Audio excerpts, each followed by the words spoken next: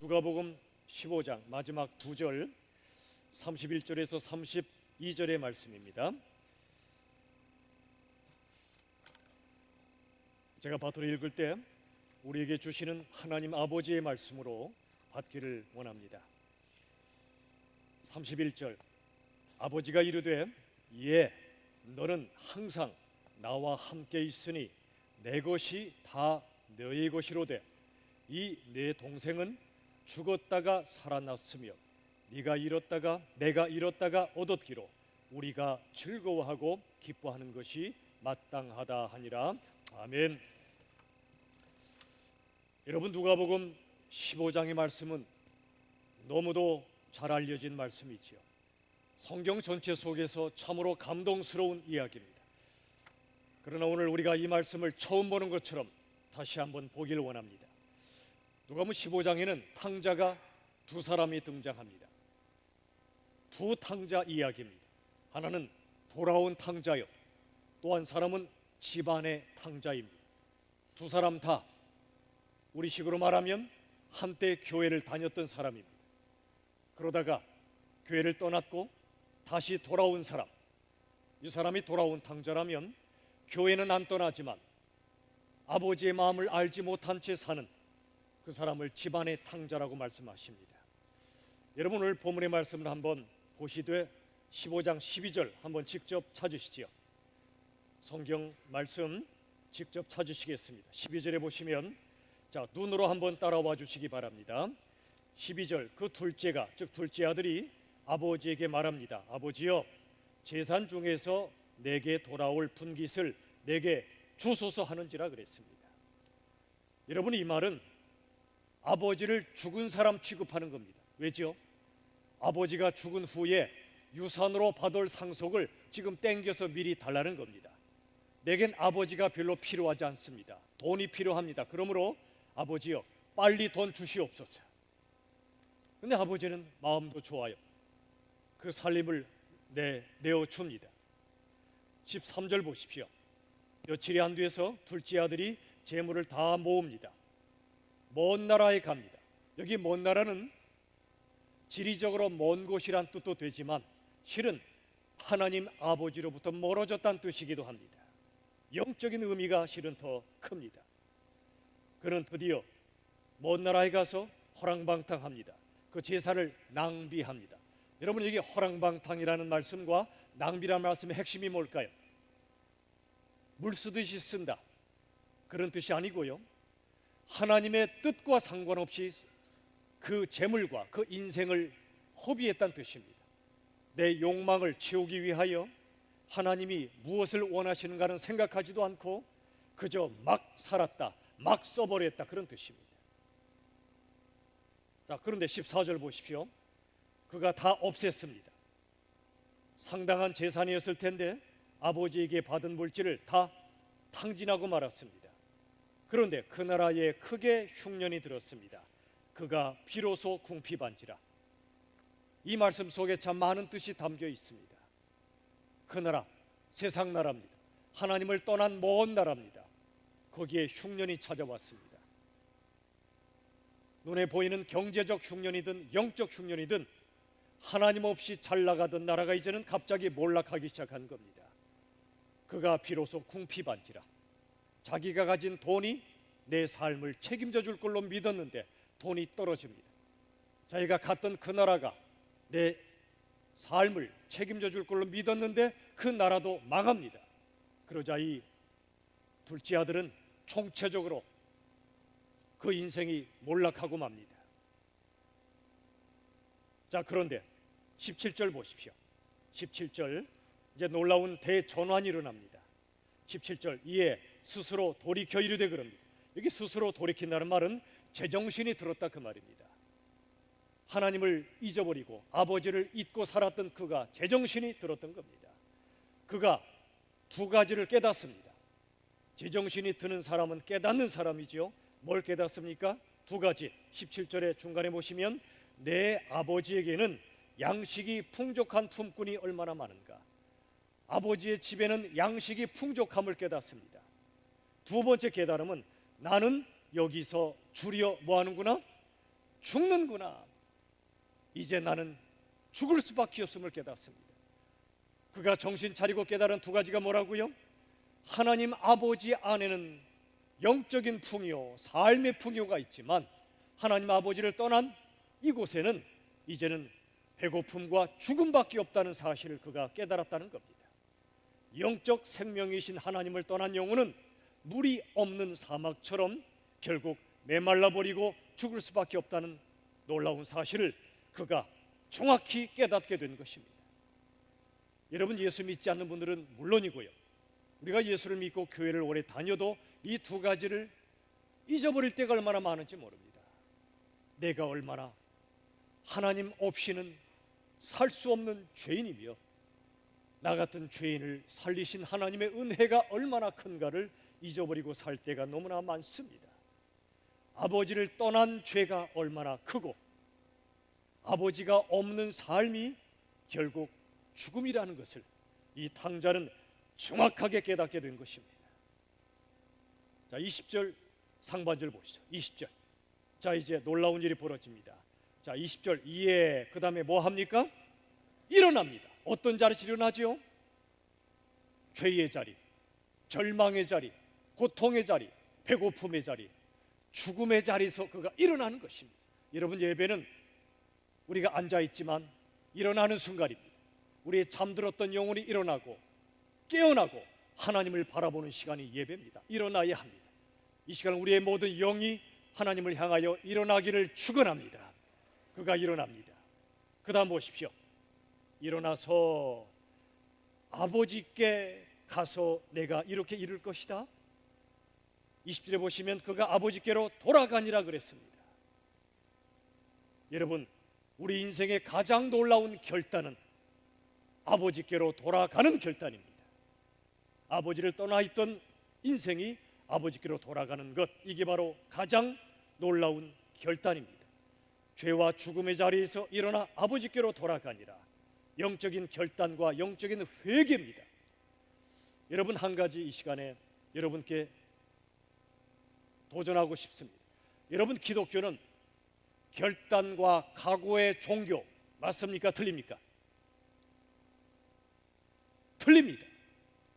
너무나 많은 경우 심지어 목사조차도 여러분에게 결단하십시오, 각오하십시오라는 말씀을 외칩니다. 그 말은 맞아요. 결단하고 각오해야 됩니다. 하나님의 말씀에 따라 순종하며 살기로 결단하고 각오해야 됩니다. 맞아요. 그런데 틀려요. 왜 틀리죠? 우리의 결단이 오래 가요? 오래 못 가요. 우리의 각오가 오래 갑니까? 기껏해야 작심 3일입니다. 기독교는 내가 결단하고 각오함으로 하나님의 말씀에 순종하는 종교가 아니에요. 그건 타종교입니다. 타종교. 기독교는 뭘까요? 내가 할 수 없음을 고백하며 내 안에 생명이신 예수님을 모시고 그분이 내 마음을 주장하시고 통치하시고 역사하셔서 말씀에 순종할 수 없는 우리가 예수 안에 거할 때 우리로 하여금 말씀에 순종할 수 있도록 이끌어주시는 한 분, 예수님을 의지하며 그분과 함께 사는 것, 이게 기독교의 복음입니다. 여러분, 그런데 한 가지 중요한 결단과 각오가 필요합니다. 그게 뭐지요? 아버지를 떠나 있던 우리가 아버지께로 돌아오는 결단. 내 뜻과 내 생각과 내 노력으로 살던 내가 하나님의 뜻과 하나님이 주시는 능력으로 살기로 결심하는 결단. 이것은 참으로 중요합니다. 아버지께로 돌아오는 결단, 탕자가 내렸습니다. 이 결단은 실은 자신의 결단 너머에 아버지 없이는 살 수 없다는 엄중한 자기의 고백입니다. 자기의 절대 한계에 대한 고백이고 하나님 없이는 살 수 없다는 신앙 고백입니다. 인간적 결단이 아닙니다. 아버지 없이는 살 수 없습니다. 그리스도 없이는 살 수 없습니다 하는 절절한 고백입니다. 사랑하는 여러분, 이제 드디어 그가 일어났습니다. 아버지께로 돌아갔습니다. 근데 20절 하반절 보세요. 중간쯤 보시면 자, 아직도 뭐가 뭡니까? 아직도 뭐가 멀어요? 거리가 멀어요. 탕자는 지금 돌아오고 있는데 저 멀리 아버지의 집이 보이긴 하는데 아직 거리가 꽤 멀어요. 이 거리는 물리적인 거리이기도 하지만 영적인 거리이기도 해요. 아직 탕자의 마음엔 아버지의 집에 돌아가지 않으면 죽을 수밖에 없으니까 아버지의 집으로 돌아오곤 있지만 자신의 죄 때문에, 죄책감 때문에 내가 어떻게 아버지 앞에 설 수 있을까? 내가 무슨 낯짝으로 아버지 얼굴을 뵐까? 아마도 그 걸음이 빠르지는 않았을 것 같아요. 터덕터덕 한 걸음 가다 멈추고, 아니야, 돌아갈까? 내가 어떻게 아버지를 뵈? 안 돼. 이런 걸음이 아니었을까요? 그의 마음은 아직도 아버지로부터 멉니다. 아버지의 집으로부터 멀어요. 그런데 놀라운 일이 벌어집니다. 그 다음 보세요. 거리가 먼데 그 다음 아버지가 놀라운 구원의 역사는 우리가 주어가 아니에요. 아버지가 하나님이 하십니다. 어떻게 하시나 보세요. 그를 보고 그랬습니다. 자, 탕자가 아버지를 본 거예요? 아버지가 탕자를 본 거예요? 아버지가 탕자를 본 거예요. 탕자의 눈보다 아버지의 눈이 훨씬 더 빨랐던 겁니다. 우리는 하나님 안 봅니다. 사람 보고 나 보고 그렇게 살지 하나님 안 봅니다. 지난 한 주간 저와 여러분 얼마나 하나님을 뵙고 살았습니까? 얼마나 기도하고 하나님의 말씀 앞에 서며 하나님과 대화하며 살았습니까? 그런데 놀라운 건 우리가 하나님을 보지 않을 때에도 하나님은 우리를 보고 계십니다. 아버지가 탕자를 먼저 보셨습니다. 탕자가 회개하는 것 귀한 일입니다. 그러나 탕자의 회개의 눈보다 탕자를 바라보시는 아버지의 긍휼의 눈이 더 빨랐다는 사실입니다. 우리가 아직 회개도 안 하고 아직 죄인이었을 때, 아직 하나님의 말씀으로 강하지 않고 여전히 연약할 때 하나님은 우리에게 오셨습니다. 보셨고 오셨고 일으켜 세워주십니다. 당신께로 부르십니다. 이게 바로 복음이에요. 우리가 하나님께 가지 않을 때 하나님이 우리에게 달려오신 사건, 그게 바로 복음이에요. 우리에게 달려오시는 하나님, 그분이 누구시죠? 예수 그리스도십니다. 예수 그리스도. 자, 그 다음 보세요. 우리 아버지께서는 아직 영적인 거리가 멀었지만 스스로 달려가셨지요. 그 거리를 한순간에 삭제해버렸습니다. 아버지는 먼저 보셨습니다. 그 다음에 성경 보세요. 그를 치근히 여기셨습니다. 긍휼의 눈빛입니다. 그 다음에 달려갔습니다. 쭈뼛쭈뼛 걸어오는 아들을 향하여 달려갔습니다. 자, 왜 아버지가 달려갔을까요? 좀 동양적으로 유교적으로 보면 채신머리 없이 아버지가 달려가면 돼야 한대요? 안 되죠. 에헴 하고 와 그래야 마땅하지 않아요? 아버지는 그런데 도포자락 휘날리며 자식에게 달려가는 겁니다. 채신머리 없어 보이지만 그렇지 않습니다. 그게 아버지의 마음이에요. 자, 왜 달려갔을까요? 아버지가 아마도 그 자식이 갖고 있는 마음의 죄책감을 헤아렸을 겁니다.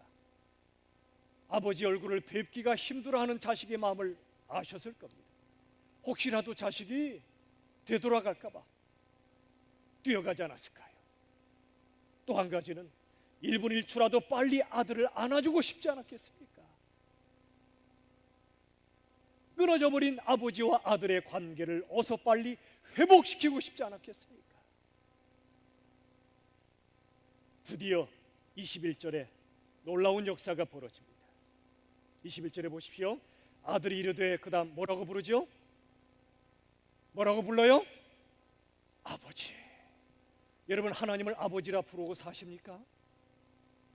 더 친밀하게는 아빠라고 부르며 사십니까? 우리가 기도가 안 나올 때는요, 아버지라고만 부르셔도 돼요. 하나님 아빠라고만 부르셔도 돼요. 저 힘들어요, 아빠. 저 너무너무 힘들어요. 도와주세요. 아버지 없이는 저는 살 수 없습니다. 아버지, 저의 죄를 아시죠? 아버지, 제 죄를 용서해 주시옵소서. 아버지, 그러나 저 같은 사람 사랑해 주시니 감사합니다. 아버지, 도와주시옵소서. 여러분, 탕자가요, 아버지의 얼굴을 뵐 염치가 없는 동시에 아버지를 아버지라고 부를 도저히 자신이 없어요. 아버지 집에 가서 아들이 아니라 품꾼이 되어도 내가 배부르게 먹고 살 수 있으니까 품꾼이라도 되려고 지금 돌아오는 겁니다. 그런데 그가 왜 주인님 그러지 않고 아버지라고 부르죠? 그것은 아버지가 저 멀리 나를 먼저 보시고 달려오시고 냄새나는 옷을 벗기기도 전에 냄새나는 채로 안아주시고 입을 맞추고 목을 안아주시는 아버지의 그 뜨거운 가슴을 느낀 겁니다. 나는 여전히 아버지의 아들이구나. 나의 아버지시구나. 여러분, 기독교는 우리가 스스로 수양해서 내 더러운 옷을 벗고 난 후에 천국에 가는 종교가 아니에요. 그분은 이 땅에 달려오셨고 우리의 냄새나는 옷 채로 안아주시는 분입니다. 이게 바로 아버지의 마음이요 은혜요 복음입니다. 그게 복음이에요. 그 아버지의 뜨거운 가슴을 느꼈던 아들은 입에서 아버지란 말이 튀어나온 겁니다. 아버지. 그런 가족이 있었다고 그래요.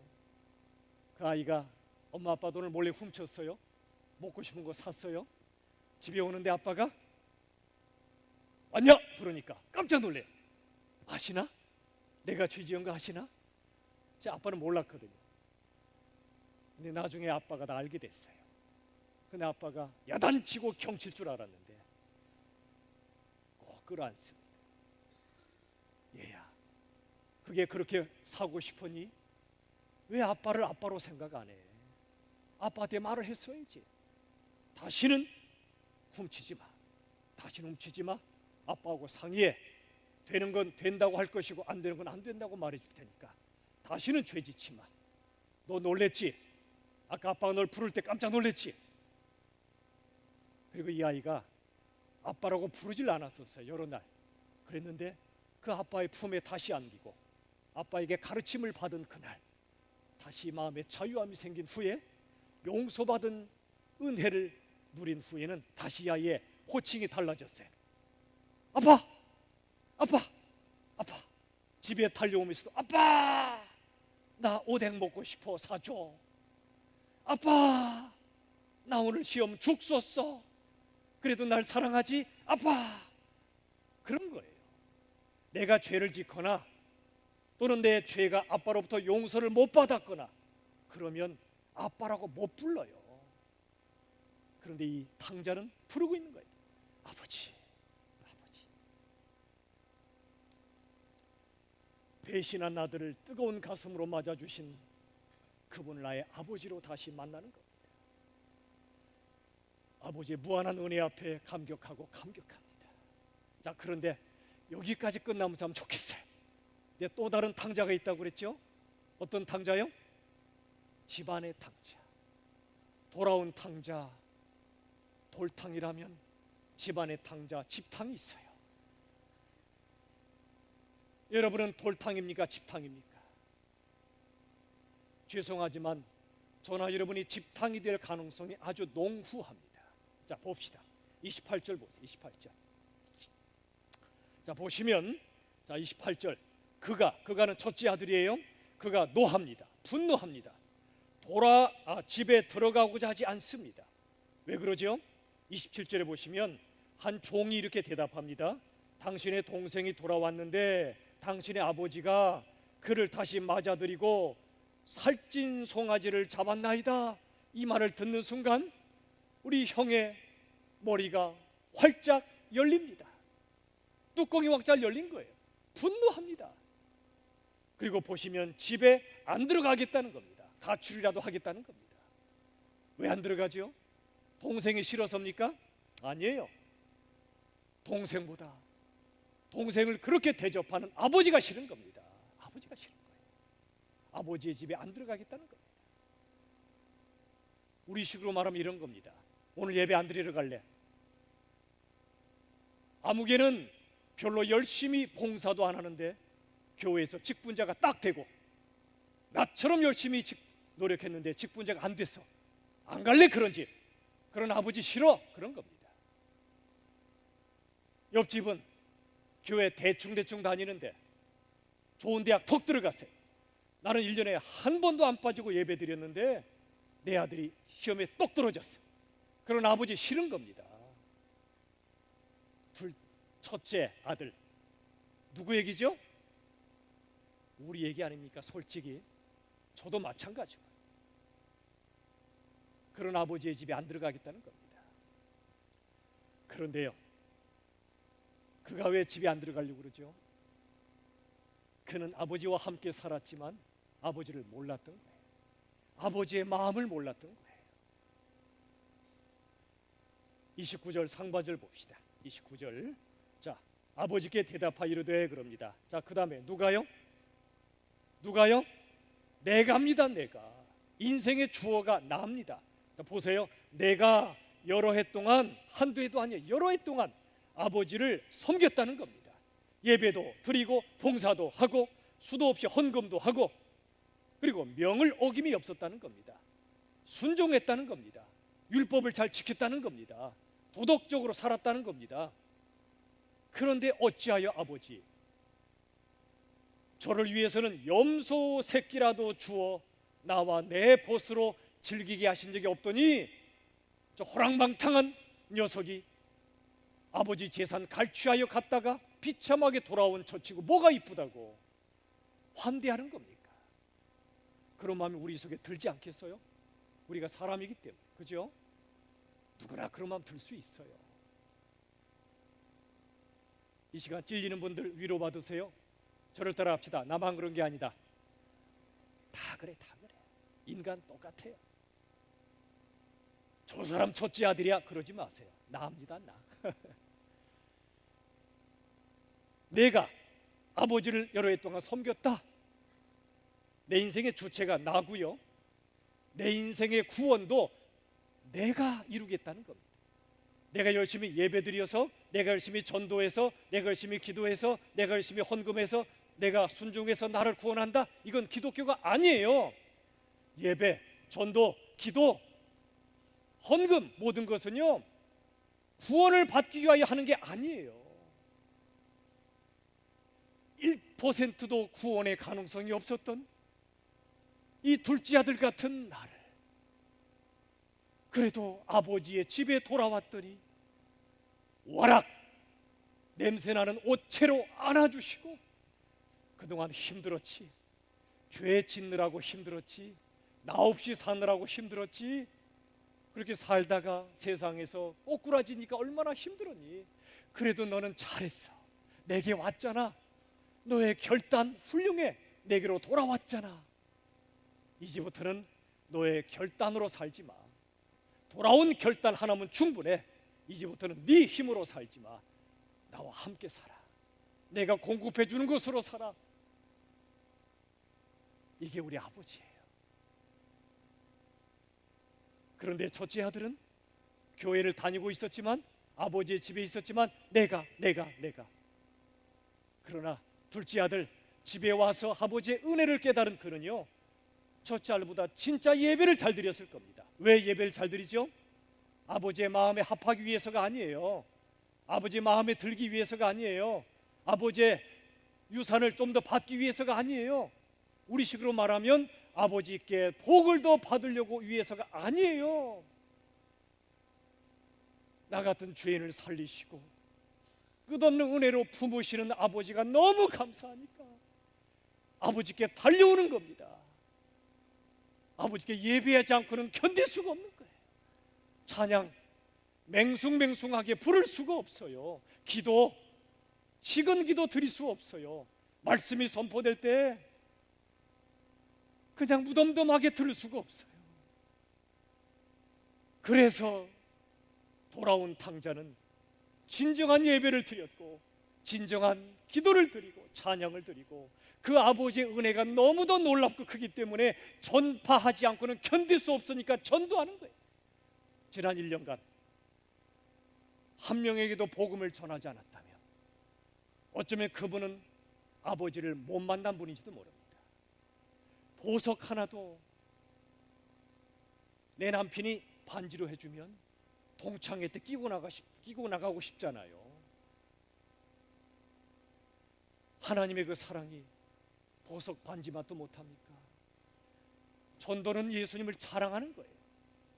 나 같은 죄인을 살리신 그 예수님, 그 은혜가 하나님이 너무나 크신 하나님, 자랑하지 않고 견딜 수가 없어요. 그게 전도예요. 그게 전도예요. 기도, 종교 행위가 아니에요. 나를 항상 바라봐 주시고 긍휼로 나를 매 순간 보시며 당신께로 왔다는 한 가지만으로도 너무 기뻐하셔서 우리를 품어주시고 우리에게 진리를 알려주시고 은혜를 부어주시는 아버지가 너무 좋으면요, 기도의 자리에 안 갈 수가 없어요. 어디 가든 주님과 대화하게 돼 있어요. 마치 아이가 자기를 용서하고 사랑하는 아빠한테 아빠 손잡고 여기도 가고 저기도 가고, 아빠 이거 어떻게 하면 되는 거야? 아빠 나 힘들어, 아빠 좀 도와줘. 이게 기도입니다. 이게 기도. 첫째 아들은 내가 뭔가를 해서 구원받으려고 하지만 아니에요. 둘째 아들은 내가 할 수 없음을 깨달았어요. 아버지의 은혜가 그 속에 충만해진 겁니다. 여러분, 놀라운 거 하나 보십시오. 자, 오늘 본문의 말씀 가운데 20절에 보시면 첫째 아들이 이렇게 말하죠. 아버지께 대답하여 이르되 내가 그 다음에 여러 해 그 다음에 누구를 섬겼어요? 20절 보세요. 29절. 자, 같이 읽어보죠. 29절. 다 같이 시작. 아버지께 대답하여 이르되 내가 여러 해 아버지를 섬겨 명을 어김이 없거늘. 거기까지. 자, 29절 보시면 한국어 성경에는 내가 여러 해 누굴 섬겼다고 돼 있어요? 아버지를. 근데 원어 성경엔 아버지란 단어가 없어요. 해석상 이렇게 적어 놓은 겁니다. 무슨 뜻일까요? 아까 돌아온 탕자는 아버지의 사랑을, 은혜를 느낀 다음에 아버지라고 불렀다고 그랬죠. 그런데 여기는 더 정확하게는 아버지가 없어요. 첫째 아들, 집안의 탕자의 마음에 누가 없어요? 아버지가 없는 거예요. 오직 내가 섬겼다는 것만 있어요. 나만 있어요. 아버지가 없어요. 의도적으로 뺀 겁니다. 아버지란 말을. 우리 여러분, 부부간에도 마음이 틀리고 싸우면 여보란 말이 나와야 안 나와요? 안 나오죠. 나온다면 표독스럽게 나오죠. 여보! 이렇게만 나오죠. 여러분, 누군가를 사랑하면 담겨 있어요. 아버지, 여보, 얘야. 그러나 사랑이 끊기면 그 단어가 없어집니다. 또는 표독스럽습니다. 지금 그거예요. 아버지란 단어를 삭제해버린 겁니다. 내가 명을 어기지 않고 아버지의 율법을 지켰다면 나한테 마땅히 보상이 있어야 되지 않냐, 그겁니다. 나는 아들 자격이 충분하다는 겁니다. 근거가 뭐죠? 내가 한 것 때문에. 여러분, 우리가 목사가 되고 장로, 권산수 집사, 우리가 자격이 있어 된 사람 손 들어보세요. 아무도 없어요. 내가 열심히 봉사해서 인기 투표 또는 봉사에 대한 상으로 직분을 주는 겁니까? 그건 교회가 타락한 겁니다. 어쩌면 하나님은요, 목사의 자격이 없는 저를 목사로 세우신 것은 저를 사람 만드시려고 세우신 것 같아요. 사람 만드시려고. 어쩌면 우리에게 직분을 주신 것은 우리를 사람 만들려고 주셨는지도 몰라요. 자격 시험이 아니에요. 그런데 첫째 아들은 그렇게 생각해요. 내가 얼마나 했었는데 나를 이렇게 대접해? 자, 30절 보세요. 30절. 기가 막힌 말이 나와요. 자, 30절 시작. 아버지의 살림을 창녀들과 함께 삼켜버린 이 아들이 돌아오매 이를 위하여 살진 송아지를 잡으셨나이다. 보세요. 아버지의 살림을 창녀들과 함께 삼켜버린, 그 다음 뭐라고 써 있어요? 이 아들이 내 동생이라고 안 해요. 저 친구 내 동생 아니라는 겁니다. 아버지의 아들일 뿐입니다. 이 아들이. 아버지는 이 사람을 아들로 취급했는지 모르지만 저는 이 친구를 더 이상 동생으로 생각할 수가 없다는 겁니다. 가인이 아벨에게 그랬듯이 지금 이 사람도 돌아온 탕자를 동생으로 여기지 않는 겁니다. 왜 그럴까요? 교만 때문이었어요. 나는 동생보다 훨씬 더 의롭다는 교만. 나는 정말 주님 말씀대로 살려고 했었는데 넌 뭐야? 너 주님 말씀대로 안 살았잖아. 이런 교만 때문에. 그래서 동생을 동생이라 부르지 않고 이 아들이 그랬던 겁니다.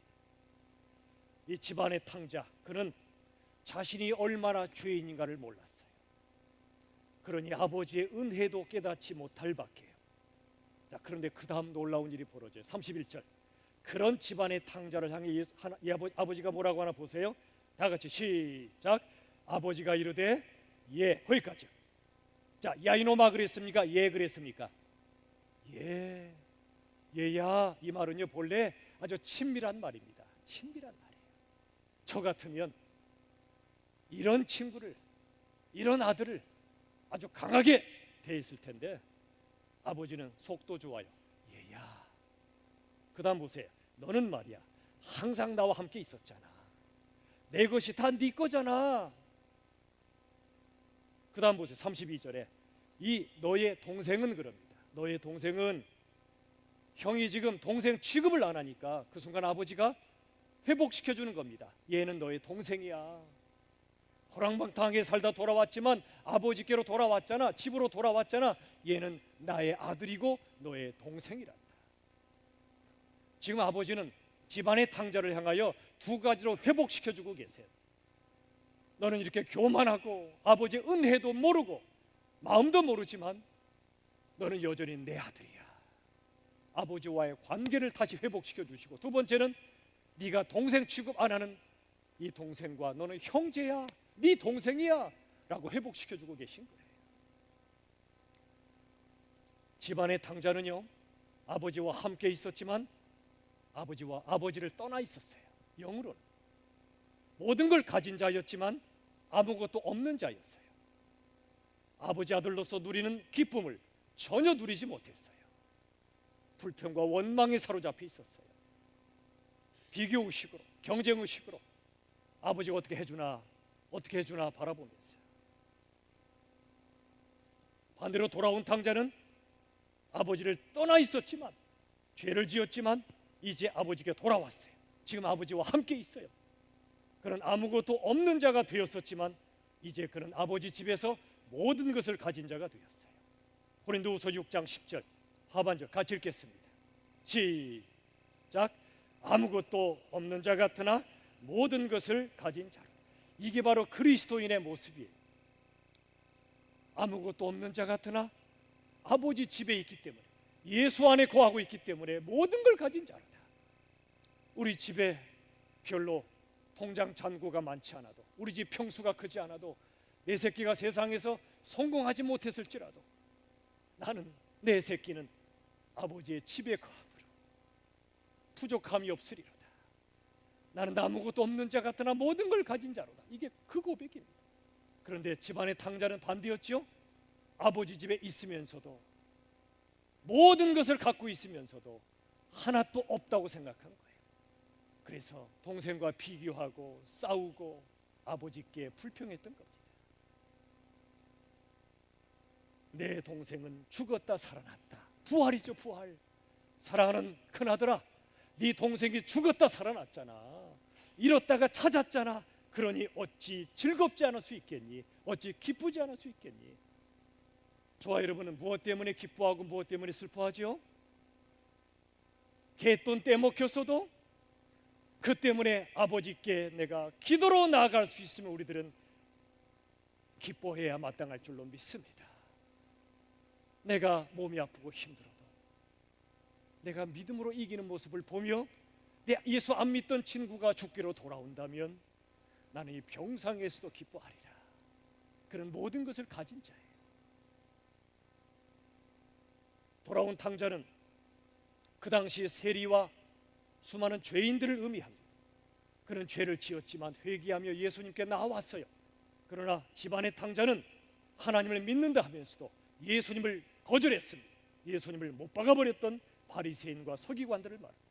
오늘날로 말하면 돌아온 탕자는 자신의 죄를 고백하며 겸손히 주께 나오는 그리스도인을 말하고, 집안의 탕자는 교회는 다니지만 구원의 감격이 메말라 버려서 교만하고 나보다 못해 보이고 누군가 잘못하면 거룩의 이름으로, 율법의 이름으로 사정없이 정죄하고 사정없이 찌르고, 그게 바로 집안의 탕자입니다. 여러분, 집안의 탕자는 아버지의 바다에서 살았지만, 은혜의 바다에서 살았지만 몰랐어요. 여러분, 물고기가 언제 바다를 보죠?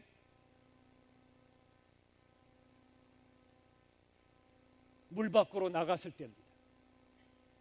물고기가 죽을 때입니다. 물고기가 죽을 때에서 비로소 저게 바다였구나. 바닷속에 있을 때는 바다가 얼마나 아름다운가를 모르고 있다가 바다 밖으로 나올 때야, 죽을 때야 바다의 아름다움을 본다면 너무 억울하지 않아요?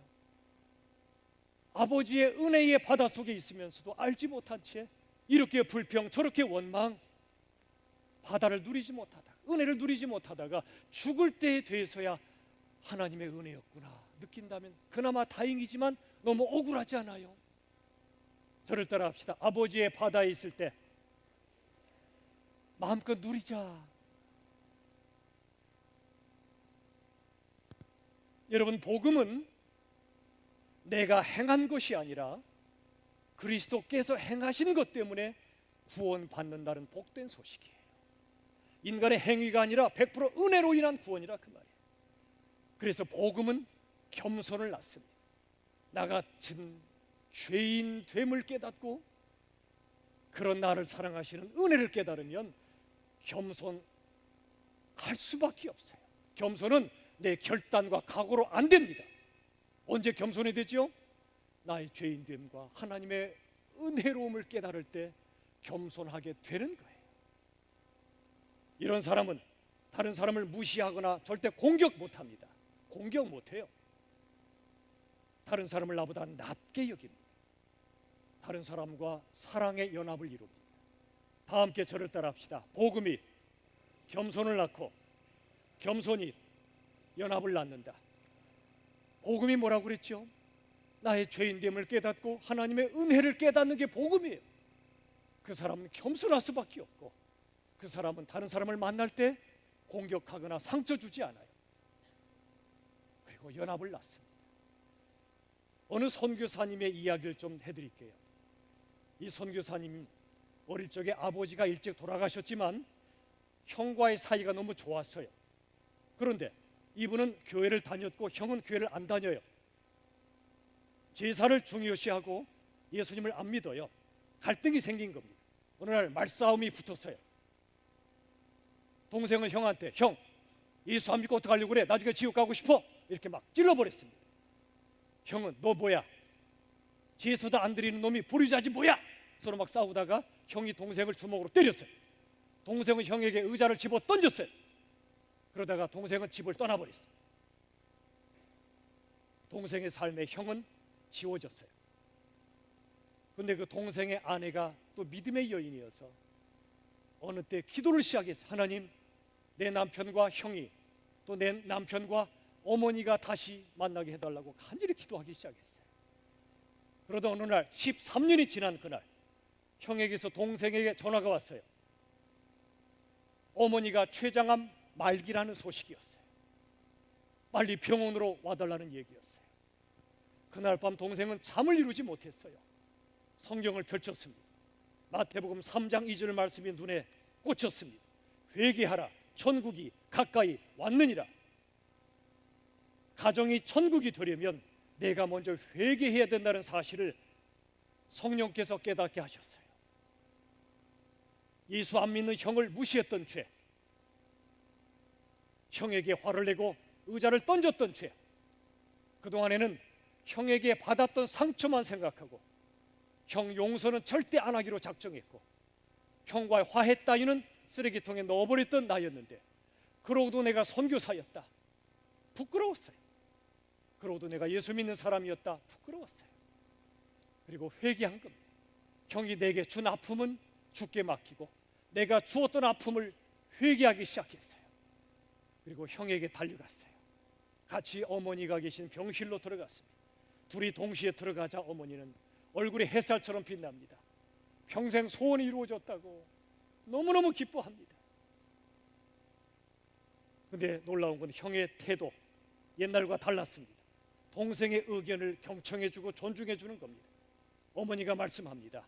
형 말이야, 형이 작년 여름부터 확 달라져서 참 이상해, 신기해. 예? 작년 여름이라고요? 순간 동생 부부가 깜짝 놀랍니다. 작년 여름은 동생의 아내가 남편, 어머니, 온 가족이 화합을 이루게 해달라고 간절히 기도하기 시작한 바로 그때였거든요. 하나님 일하시기 시작한 겁니다. 우리가 일하면, 기도하면 하나님 일하세요. 어머니는 너무너무 기뻤어요. 찬양과 기도를 드리다가 몸이 쇠약해지셨지만 감사한 가운데 사시다가 성탄절 아침에 하나님 품에 평안히 안기셨어요. 장례식 동안 형은 사람들에게 동생을 선교사라고 막 자랑스럽게 말했고요. 동생은 깨달았습니다. 맞다, 내가 먼저 내 잘못을 회개하니까 천국이 찾아왔다는 사실. 어머니는 영원한 천국에 들어가셨고 형제는 이 땅에서 먼저 천국을 누리게 되었습니다. 복음을 제대로 깨닫는 사람은 내 죄를 먼저 생각합니다. 내가 주었던 아픔을 생각합니다. 받은 아픔보다. 그리고 하나님의 은혜 앞에 섭니다. 그리고 그 은혜를 베풀기 시작합니다. 용서할 수 없었던 사람을 용서하고요. 참된 겸손은 참된 연합을 낳습니다. 마지막으로 참된 겸손은 참된 담대함을 낳습니다. 여러분, 우리에겐 죄성과 존엄성이 있죠. 죄성은 우리가 겸손하게 만들어주는 것이고, 존엄성을 깨닫는 것은 우리가 담대하게 되는 길입니다. 죄성이란 나는 예수님 보혈로 씻음받지 않으면 안 되는 소망이 없는 존재임을 깨닫는 게 죄성이고요. 존엄성은 그런 나를 예수님이 죽도록 사랑하셨다는 사실을 깨달을 때 내가 구원받은 존엄한 존재가 되는 것입니다. 이처럼 죄성과 존엄성을 동시에 깨달으면 우리들은 겸손하고도 담대한 사람이 될 수 있는 것입니다. 겸손한 담대함 한 세트입니다. 겸손한 자가 담대합니다. 교만한 자는 비굴합니다. 겸손한 담대함은 언제 있을 수 있을까요? 내가 뭔가를 할 때가 아니에요. 겸손한 담대함은 예수 그리스도를 내 마음 중심에 모실 때 이루어집니다. 예수님의 빛이 나의 죄를 환하게 비추실 때 나는 겸손해지고요, 예수님의 빛이 내 길을 환하게 비추실 때 우린 담대해지는 것입니다. 요한복음 16장 33절, 세상에서는 너희가 환난을 당하나 담대하라, 내가 세상을 이기었노라. 예수님의 말씀이에요. 예수님이 세상을 십자가로 이기셨기 때문에 너희가 환난을 당할지라도 주눅들지 말라, 쫄지 말라, 담대하라, 내 안에 거하라, 내 안에 거하라. 여러분, 기독교의 중심은 그리스도인이 아니고 그리스도입니다. 그리스도인이 기독교의 중심 아니에요. 그리스도가 기독교의 중심이에요. 이 땅을 창조하셨고 우리에게 달려오셨고 우리 위하여 죽으셨고 부활하신 그리스도, 지금도 우리와 함께 계신 그리스도, 그리스도가 기독교의 중심이지 그리스도인이 중심이 아니에요. 내가 중심이 아니에요. 저를 따라합시다. 그리스도가 없으면 우린 결코 승리할 수 없고, 그리스도와 함께하면 우린 결코 실패할 수 없다. 믿으십니까? 그리스도가 없으면 우린 결코 승리할 수 없어요. 그리스도와 함께하면 우린 결코 실패할 수 없다는 사실을 믿으시길 바랍니다. 우리가 그리스도 안에서 죄를 회개하며 겸손히 엎드리면 우리 인생의 어떤 고난 앞에도 담대하게 승리하게 될 것입니다. 우리가 그리스도 안에 있으면 삶은 물론이고 심지어 죽음 앞에서도 당당할 수 있습니다. 삶은 구원의 통로이고 죽음은 구원의 완성입니다. 이 땅에 사는 동안 우리에게 구원을 주시고 죽는 순간은 완전한 구원이 이루어지는 순간이라 그 말이에요. 이 기가 막힌 성경의 진리를 깨달으면 사나 죽으나 우리는 두려울 게 없어요. 나의 죄 때문에 하나님 앞에 한없이 겸손하시고 다른 사람 앞에 한없이 겸손하고 나를 사랑하신 아버지의 은혜를 인하여 당당하게 담대하게 이 험한 세상을 승리하는 우리 모두가 될 수 있기를 우리 주 예수 그리스도의 이름으로 축원합니다. 기도합시다. 아버지 하나님, 용서해 주시옵소서. 내가 얼마나 죄인인가를 깨닫지 못한 채 살았습니다.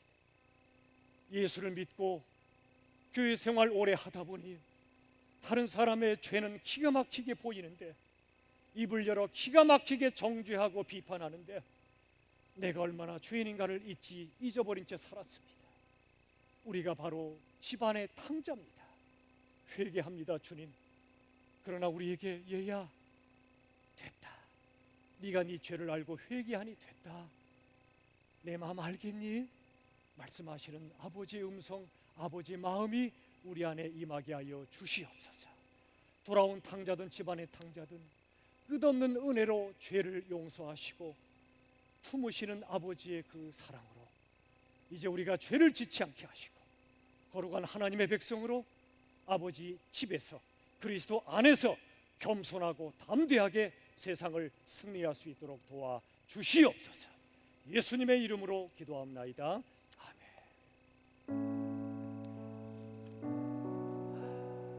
감사합니다. 여러분, 이 시간에 오신 여러분 모두를 진심으로 축복하고 옆 사람 아무리 인사할까요? 당신을 무조건 사랑하며 존경합니다. 시작. 당신을 무조건 사랑하고 존경합니다. 다시 한번 다른 사람 시작. 당신을 무조건 사랑하고 존경합니다.